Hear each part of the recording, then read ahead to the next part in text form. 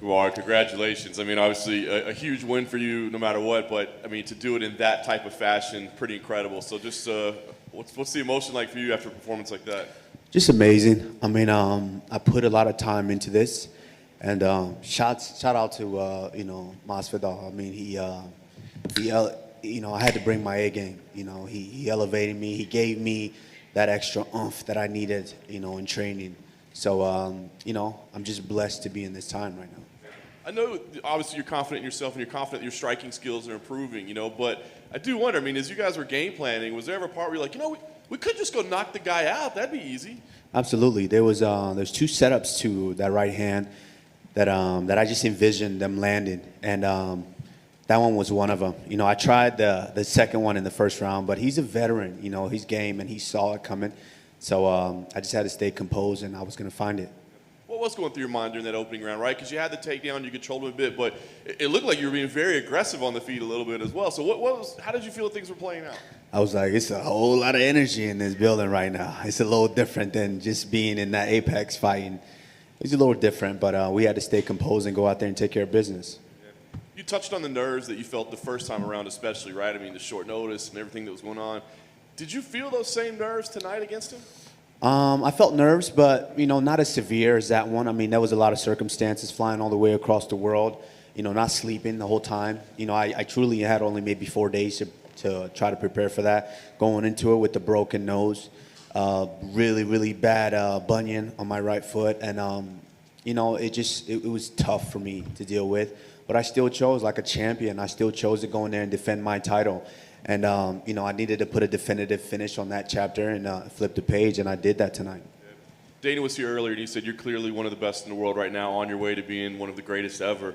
To hear that type of praise for him, I wonder if it means something to you, because obviously we know the history, right? There were times when maybe he wasn't your biggest fan. So to hear him converted, does that mean something to you? Well, it's just, he's understanding what I set out to do. I have big goals for myself, and, I want to see it truly. On Monday, pound for pound, right now, I'm the best fighter on the planet. And, I just want to see that on Monday. Now, the reward for this victory is you get Colby Covington, it sounds like. I'm just curious, does the idea of that matchup excite you because you'd like to go in there and beat him again, maybe silence him? Or is it like, my God, I know what I'm going to have to deal with for, however many months this thing builds up, and do you dread it almost? I mean, I've finished really my last 3 opponents. I finished them all. And so right now, it's just, I just need to, take some time and continue to train and get better. But these guys got to show me something, because right now I'm the champion. I'm the most active guy in the division. These guys can't just wait around and wait for me to, call their number. They need to show me something. But I've asked Dana. I fought any and everyone they put in front of me. I never said no. These guys ducked me for years. But I got here and I haven't ducked anyone. And so, like I said, this is like a track meet. I'm so far ahead of these guys. I'm coming around the track, and I'm coming around with vengeance right now. Last thing for me, you said, hey, I don't know how long I'm going to be here, so I want to stay active. I want to get what I can do. Do you have an idea? Is it too soon, or do you know how you feel right now, like when we would see you again, whether it be Colby or somebody else? I feel good, and that's the most important thing. I feel good. I'm just blessed to be here. I'm living in the moment, and that's just where I want to stay. What was it like putting the belt around your father? It was amazing. I mean, my family's finally complete, and to have him experience that, especially in front of a crowd like that, and feel that energy, is nothing like it. There's absolutely nothing like it. And then you obviously strike me as someone that the boos don't really get to them. So when you're walking out and you hear all those boos and then you go and do what you just did, does that make this a little more sweet that you did in the state he claims? Yeah, I mean, it doesn't make me any difference. I competed in a gym with maybe 10 people wrestling for years, and I've done it in front of a sold-out crowd at the T-Mobile Arena, and breaking someone's jaw. So, boos or chairs, it doesn't really, make a difference to me. I just have to go out there being professional, and I do my job, and that's what I do best. Come on over here. Do you think finally, after this performance, that they're going to finally put some respect on your name? Well, that's up to them. That's not up to me. But I just need to continue to do what I do, and that's dominate each and every individual. And that's, my last 3 opponents, and I finished all 3 of them. What else do you think you need to do to be the GOAT of 170 of all time? Because we don't have that image of you getting knocked out that GSP had. I don't worry about that. I take it a fight at a time. If people want to consider me the best, then they can. But as of right now, I do believe that right now, pound for pound, I am the best fighter on the planet. If you finish that second lap and lap the field, would you ever move up for a mega fight at 185? I would definitely, but not if Israel is at that weight. That's my brother, and like I said, I've said it before. I'd rather 2 Nigerians with belts than 1 with 2 belts. What do you think about Dana saying that UFC Africa is a big possibility in 2020? How much does that get your blood going to be part of that and make history again over there in the motherland? Oh man, I'm ecstatic. I can't wait. I know there's some things that need some hoops we need to jump through, but once we jump through them, sign me up. Kamaru, I imagine when you were thinking about this fight in advance of it, possibly the most satisfying way to end it would be to knock him out on the feet in the manner you did. So to actually pull that off, how satisfied are you with this victory? I'm satisfied. That's what I said. I wasn't satisfied with the last one, and I wanted to be satisfied tonight, and I got that. What do you think Jorge goes from here, right? Because he's made himself this superstar, but now he's lost to you twice. What do you think his position is in the division? Okay, there's something I just want to touch on about that. I'm growing in this sport, and I'm growing with integrity. I worked my ass off to get to the point where I am. A lot has been made about this guy's a superstar, this guy's a. Yeah, I understand, more power to him. But for myself, I am all those things as well. I just show it in a different way. Leading up to this fight, I didn't have to show me flying in on a private jet or this car or that car. I like nice things too, don't get it wrong. But I need to show people that it's important for them to see the work that goes behind it. I worked for all these things. I worked for the chance to deserve all those nice things. I might have not came in a private jet, but I'm damn sure I'm leaving. If I saw you and Jorge spoke in the Octagon after the fight, would you mind just sharing what you said to each other? Just respect. I respect any man that's willing to get in there and share that octagon with me. And he elevated me. He motivated me to get better, and I did. And just respect to him. Would it be fair to say that some of the issues you and him had before this fight aren't necessarily with each other, but perhaps some of the people around each other? Possibly. It's fair to say that. Okay. You said you want to see something from Colby, and I understand what you mean by the division, kind of people sort of wait for their shot. Would you rather not give it to Colby next, knowing that he's just done what Jorge has done and sat out, waiting until essentially you would pick him? I don't worry about these guys. Like I said, my daughter allowed me to go away for 6 weeks to prepare for this fight. And so that's the only person I owe, something to. I owe her a vacation, and I owe her some time to just love on her and be home with her. That's the most important thing to me. But like I said, these guys need to show me something, motivate me to not just stomp feet, motivate me to do something. And once they do that, then we'll see who's next. Last one from me. Dana White says Nick Diaz is coming back to fight and is entering possibly your division. Any interest? If Nick wants to get in here and deal with this African lion, more power to him. Thanks, one. Kamaru over here. Kamaru, I asked Rose this, and I want to ask you this. Trevor Whitman coached both of you guys to big wins. Whose after party is he going to? He's probably going home, going to sleep because he's got an early flight. But yeah, Rose is, like I've said before, she's a special athlete, and she proved that tonight. How motivating was it to see? I'm assuming you knew that, she just took her out with a head kick in the back, even if you didn't watch it. What was that like before you get out there? No, I saw it, and I saw her train that, and I knew that could land. So I was ecstatic. I was extremely excited for her. I know how much she put into this. And, I'm blessed and I'm thankful to be able to be at this moment to see her accomplish that. If I'm not mistaken, only 5 fighters in UFC history have ever gotten 13 wins in a row. You have 14. There's only one guy, Anderson Silva, who ever had more with 16. Does a number like that mean anything to you after everything you've done?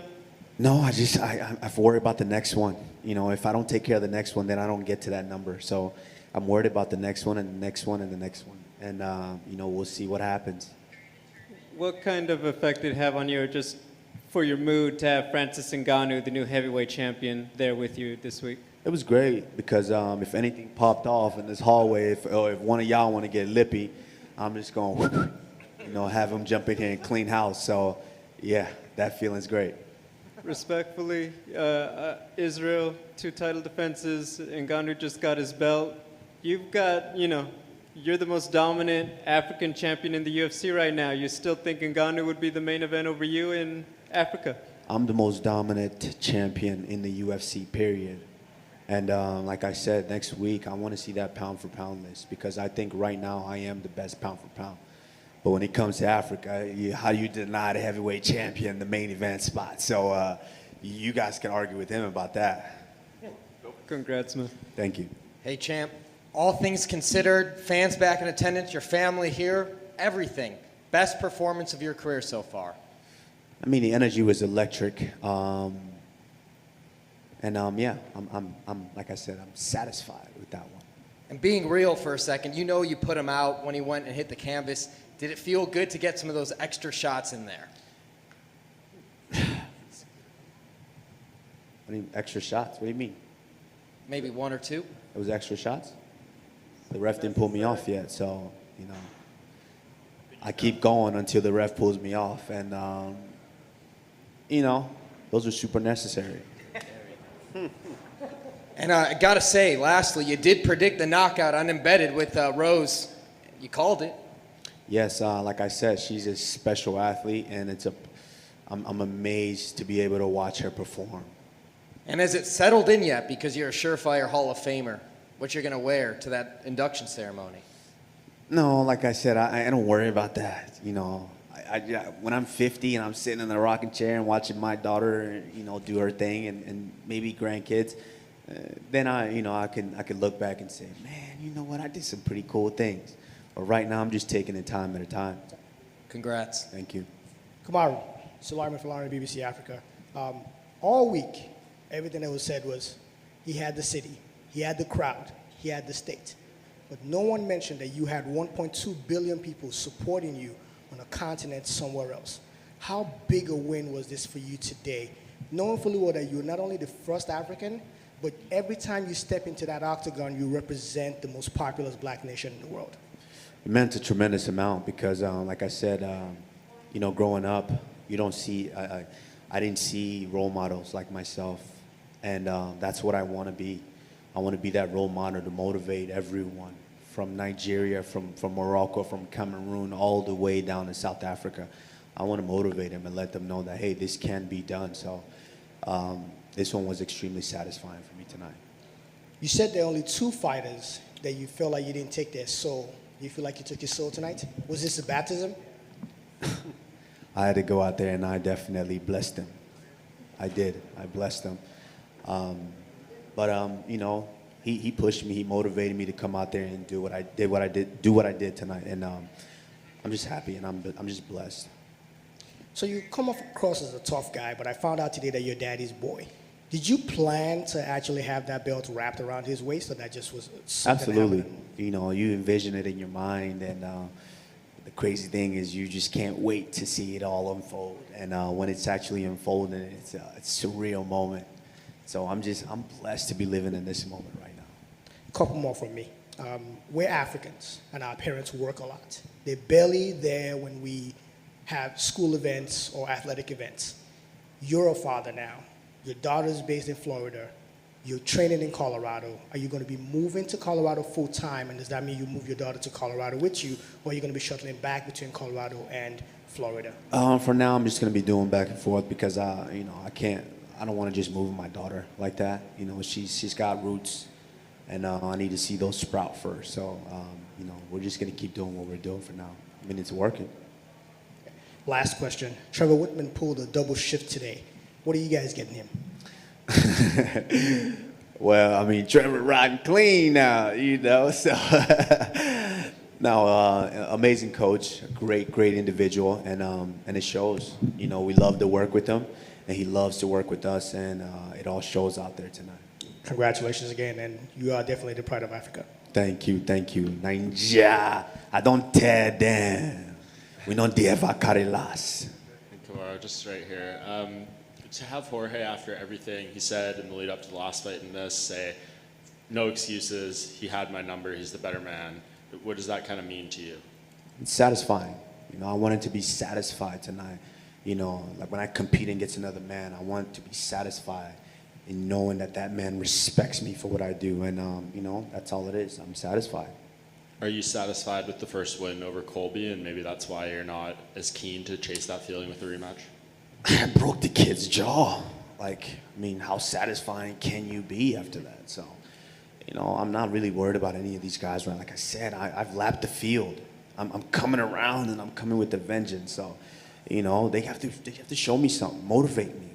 Jorge, I wasn't satisfied. He didn't, you know, so he still motivated me, gave me that extra oomph. So I just want these guys to show me that. And, you know, like I said, I've fought everyone that's been put in my way, in front of me. You know, these guys all ducked me for years. And I just came through, and I came through like a Miami hurricane. Do you think Nate Diaz could be a guy to motivate you if he does something with Leon coming up here in a few weeks? We'll see. We'll see. You know, I just heard something about Nick, too. So, you know, you never know. Awesome. Thank you, Kamaru Usman. Thank you. Kamaru, to your right over here. You know, we talked about the welterweight division, how deep it is, and you've ran through everybody in your career so far. Just put out Masvidal, like the first time he's put out that way. Who would you say has been, you know, your toughest opponent in your career so far? Myself. You know, when I go out there and I do what I do, I dominate everybody. You know, that's why I feel like I'm the pound for pound best fighter. I dominate everyone. And so, you know, as long as I'm in there and I'm present, you know, I go out there and I do my thing and I dominate everyone. Congratulations. Thank you. Kamaru, first of all, congratulations on a historic performance. You're the man they built this card around, and this is actually the third time in your career that you've headlined a card with 3 title fights. What do you think that says about how the UFC values your star power? Is this the third one? The first one doesn't really count. I wasn't the main event. John Jones. Mistake. Yeah. So, you know, Dana sees what I see. You know, it's kind of tough. You know, I know a lot of people want to put me in this box. They want me to talk the trash and do the whole this and show Rolls Royce and the private jets, even though I can afford those things. You know, I don't necessarily need to show that. I want to show the hard work that it took to get here. You know, I want to show all those kids that are watching me. And, you know, nowadays that's the problem is everyone sees that. They see the private jet, they see the Rolls Royce, and they don't see the work that goes into getting that. They don't know how to get that. You know, that's important for me to show how to get that. And, you know, like I said, I didn't necessarily fly here in a private jet, but I damn sure I'm leaving on one. And last one for me is you heard the boos coming from the fans during the week. However, they definitely turned into cheers after you secured the victory. Can you just describe how that made you feel? The electricity was incredible. Boos or cheers, it doesn't matter. You know, they just wanted to see violence tonight, and I gave them that. So you're welcome. Thanks, Kamaru. Thank you. Thanks, guys.